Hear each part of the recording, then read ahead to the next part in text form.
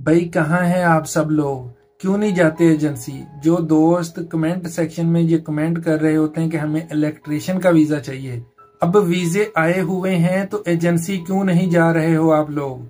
Electrician, plumber, shuttering carpenter, building painter, steel fixer और mason, salary 1500 riyal plus overtime भी होगा।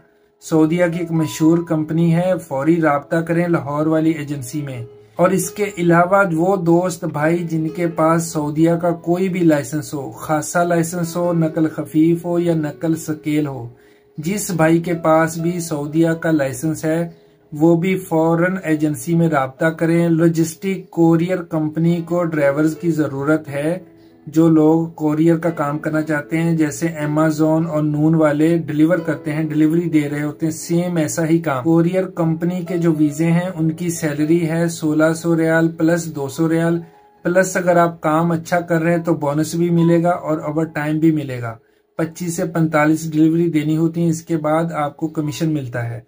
फौरी राब्ता करें लाहौर वाली एजेंसी में। उनका नंबर है 03427196 और इनका दूसरा नंबर है 03059966 ये इनका नंबर है। ठोकन न्याज बेग, अली टाउन में ये एजेंसी है, पाक ओवरसीज टेक्निकल ट्रेड।